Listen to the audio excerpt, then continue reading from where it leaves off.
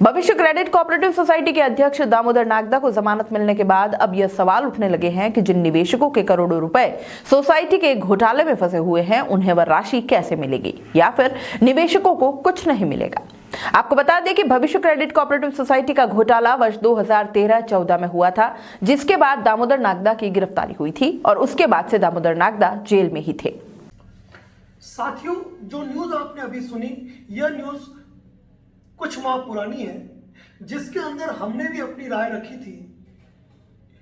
भविष्य credit cooperative society, जिसका प्रधान कार्यालय और स्थापना जिसके उदयपुर में हुई थी, जिसके हजारों निवेशकों की निवेश राशि डूबी और वर्ष 2013-14 के अंदर हजारों लोगों ने एफआईआर भी दर्ज कराई। प्रत्येक जिले में, प्रत्येक राज्य में जगह जगह एफआईआर दर्ज हुई और एफआईआर दर्ज होने पर कर्ता धर्ताओं की, जो भविष्य क्रेडिट कोऑपरेटिव सोसाइटी के कर्ता धर्ता थे, उनकी गिरफ्तारियां हुई और गिरफ्तारियां होने के बाद एक लंबे समय जेल में रहने के बाद इनको जमानत का लाभ भी मिला। इनके खिलाफ ढेरों मुकदमे, क्रिमिनल मुकदमे कोर्टों में चल रहे हैं। कई मुकदमों में ये बरी भी हो चुके हैं। आज की तारीख में अगर मैं केवल उदयपुर की बात करूं तो उदयपुर में इनके खिलाफ आज की तारीख में कई मुकदमे चल रहे हैं, कई मुकदमे, जिसके अंदर कई मुकदमे पेंडिंग चल रहे हैं और कई मुकदमों के अंदर ये बरी भी हो चुके हैं। लेकिन बात मुद्दे की कुल मिलाकर ये है कि जो कर्ता धर्ता गिरफ्तार हुए थे उनकी जमानतें हो चुकी है, वो जेल से बाहर है। इन्होंने जब ये मामला हुआ, जब लोग जगह जगह एफआईआर दर्ज करा रहे थे, तो कई निवेशकों और एडवाइजरों को इन्होंने ये भरोसा दिलाया था कि यदि आप कोई कार्रवाई हमारे खिलाफ नहीं करेंगे तो हम जैसे ही बाहर आएंगे आपको आपकी निवेश राशि का भुगतान कर देंगे। हुआ क्या? जिन्होंने एफआईआर दर्ज कराई, जिन्होंने पुलिस थानों के चक्कर काटे, जो न्यायालय गए, न उनको राशि मिल पाई और न उन लोगों को जो आज तक इस भरोसे बैठे हैं कि हमको हमारी राशि मिल जाएगी। साथियों, जो अधिकतम सजा होती है इन मामलों के अंदर, जब किसी मामले के अंदर 420, 406, 467, 468 के जो मामले होते हैं, इनमें मैक्सिमम सजा 7 वर्ष तक की होती है और लगभग यह अपनी सजा पूरी कर चुके हैं। इस अवस्था में आज निवेशक अगर उनके घर भी जाए तो उनको उनके वहां तक जाने का अधिकार नहीं है।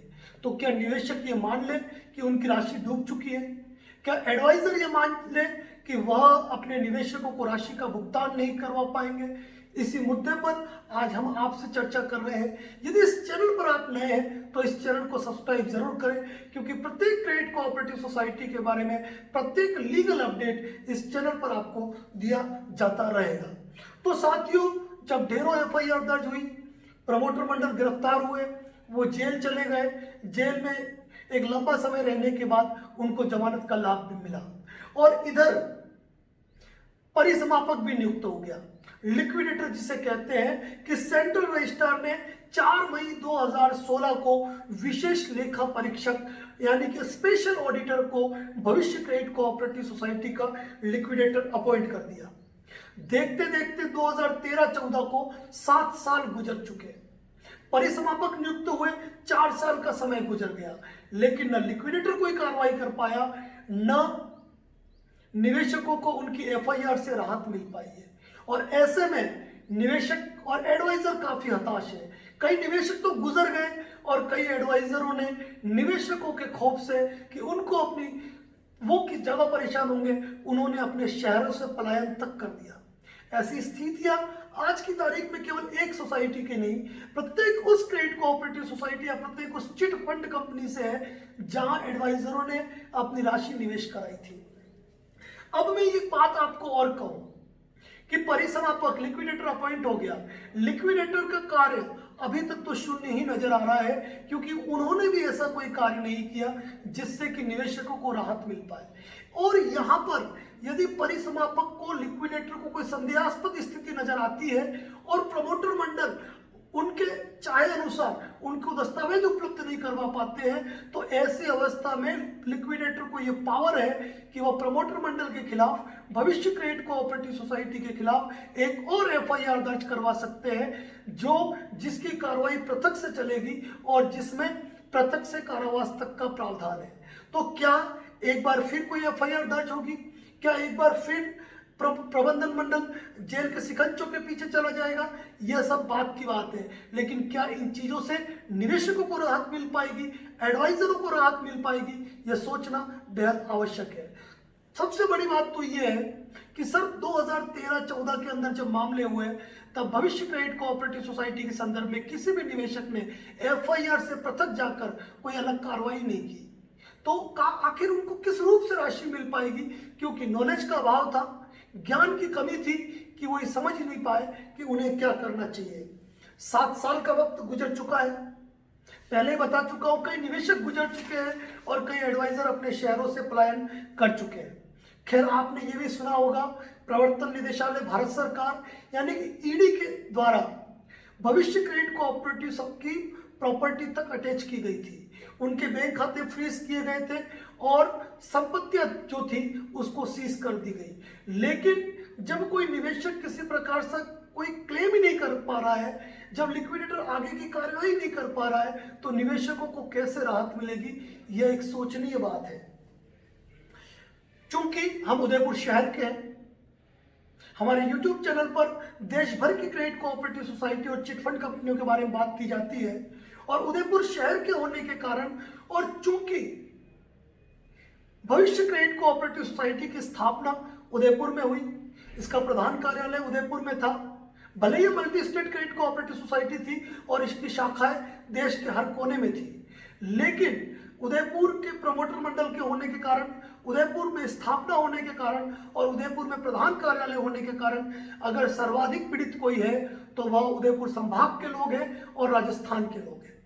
यही कारण है कि उदयपुर संभाग के लोगों द्वारा अक्सर हमें फोन आते हैं कि सर हमें भविष्य क्रेडिट कोऑपरेटिव सोसाइटी के मैटर में गाइड कीजिए कि आखिर अब हम क्या करें कि हमको राहत मिले, हमें न्याय मिले और हमें हमारे पैसा वापस मिलने की कोई उम्मीद जग सके।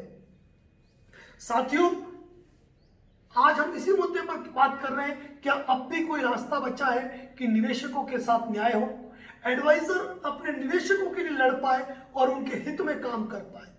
क्योंकि अब आप उनके खिलाफ न तो एफआईआर दर्ज करा सकते हैं, न उनके खिलाफ कोई सिविल दावा कर सकते हैं, न आप किसी स्थायी लोक अदालत में जा सकते हैं, न किसी कंज्यूमर कोर्ट में जाने के रहे। तो आपके पास आखिर क्या विकल्प है कि आप अपने निवेशकों को न्याय दिला पाए, या फिर निवेशक अपने हक की लड़ाई कैसे लड़े? इन्हीं मुद्दों पर कई निवेशक हमसे चर्चा करते हैं और हम उन्हें यही कहते हैं कि आपको अपने हक की लड़ाई लड़नी चाहिए और चुप नहीं बैठना चाहिए। क्योंकि सबसे बड़ी बात यह है कि प्रवर्तन निदेशालय भारत सरकार द्वारा यदि कोई संपत्ति अटैच की गई है, कोई अकाउंट फ्रीज किए गए हैं और कोई प्रॉपर्टी यदि सीज की गई है तो वह खुर्द बुर्द नहीं हुई है। और प्लस जो प्रमोटर्स मंडल है, प्रमोटर्स मंडल की प्रॉपर्टी भी जो है उसको भी अटैच कराकर निवेशक अपना हक प्राप्त कर सकते हैं। लेकिन फिर भी एक लंबा वक्त गुजर गया है, एक लंबा समय गुजर गया है और कई एफआईआर दर्ज है, उसमें से प्रमोटर मंडल बाइज्जत बरी होते हुए भी नजर आ रहे हैं।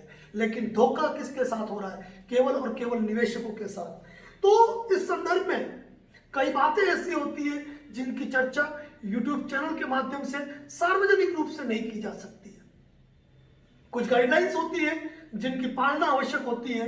यही कारण है कि उदयपुर संभाग के निवेशकों को, राजस्थान के निवेशकों को या देश के किसी भी कोने में जिन्होंने multi state credit cooperative society, भविष्य क्रेडिट कोऑपरेटिव सोसाइटी के अंदर अपना पैसा निवेश कराया है, तो मैं उन्हें यही सलाह दूंगा कि अब भी यदि आप सोचते हैं कि आपको अपने हक की लड़ाई लड़नी है, आपको अपनी निवेश राशि पानी है, एडवाइजर यदि अपने निवेशकों के पक्ष में जागना चाहते हैं और यदि उनके लिए कुछ करना चाहते हैं, तो सलाह हम देंगे, रास्ते हम बताएंगे, अख्तियार आप करें। क्यों? इसके पीछे एक बहुत बड़ा कारण है कि समय रहते आपने उचित कार्रवाई नहीं की और एक लंबा समय आप निकाल चुके हैं। लेकिन अब भी कुछ विकल्प ऐसे जरूर मौजूद हैं जिन विकल्पों की मदद से आप अपनी डूबी राशि को पा सकते हैं। आप अपने हक की लड़ाई को लड़ सकते हैं, अपने अधिकार को पा सकते हैं। लेकिन उसके लिए अब आपको समय ज़्यादा वेस्ट करने की आवश्यकता नहीं है। यदि कोई भी एडवाइजर, कोई भी निवेशक या कोई भी ऐसा व्यक्ति जो भविष्य क्रेडिट कोऑपरेटिव सोसाइटी से पीड़ित हुआ है या उसकी राशि सोसाइटी में फंसी हुई है और उस राशि को पाना चाहता है, अपने हक के लिए लड़ना चाहता है, तो रास्ता हम बताएंगे, अख्तियार उसको आपको करना है। तो किस रूप से आप अपने हक में न्याय प्राप्त कर सकते हैं, अपनी निवेश राशि को कैसे प्राप्त कर सकते हैं, क्योंकि सबसे बड़ी बात यह है कि सबसे ज्यादा पीड़ित जो है वो उदयपुर संभाग के लोग हैं। उदयपुर संभाग के लोग कई बार मुझे कोर्ट में मिलते हैं और मुझसे चर्चा करते हैं, सर भविष्य क्रेडिट कोऑपरेटिव सोसाइटी के बारे में हमें कुछ गाइडेंस कीजिए। तब मैं उन्हें कहता हूं कि इस संदर्भ में आप ऑफिस आकर चर्चा कीजिए, हम आपको राय देंगे, हम आपको सलाह देंगे कि आपको क्या करना चाहिए। इसी प्रकार के अपडेट इस YouTube चैनल पे मिलते हैं। यदि आप चैनल पर नए हैं तो चैनल को सब्सक्राइब करें और प्रत्येक ग्रुप के अंदर, प्रत्येक व्हाट्सएप ग्रुप के अंदर, प्रत्येक टेलीग्राम ग्रुप के अंदर, फेसबुक पर, जहां जहां पर आप देख रहे हैं इसको, इस पोस्ट को शेयर कीजिए। साथ ही यदि फेसबुक पेज पर आप हमारे इस वीडियो को देख रहे हैं तो आप फेसबुक पेज को लाइक जरूर करें, ताकि अगला कोई अपडेट आएगा तो ताकि आप सबसे पहले उसको देख पाए। तो इस वीडियो का अंतिम संदेश यही है, यदि आप भविष्य क्रेडिट से जुड़े हैं और अपने हक के लिए लड़ना चाहते हैं तो आप निश्चित रूप से हमारे कार्यालय आकर दिए हुए नंबर पर फोन करके समय लेकर आप निश्चित रूप से हमसे मिल सकते हैं और हम आपको आपके पक्ष में राय देंगे कि अभी भी आप क्या करें कि आपको आपकी राशि, ज़्यादा लंबा समय नहीं लेकिन आने वाले कुछ वर्षों के अंदर आपको आपकी राशि का भुगतान हो जाए। उसके लिए क्या करना पड़ेगा, इस संदर्भ की चर्चा हम आपसे करके आपको राह दिखाएंगे। तो साथियों, आज के लिए इतना ही।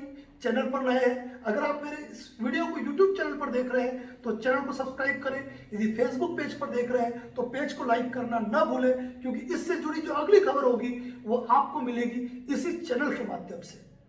यदि मिलना चाहते हैं, डिस्प्ले पे नंबर दिया हुआ है, आप बाकायदा हमें फोन करके समय लेकर मुलाकात कर सकते हैं। लेकिन एक बात और कहूंगा, अब समय आपके पास ज्यादा नहीं बचा है।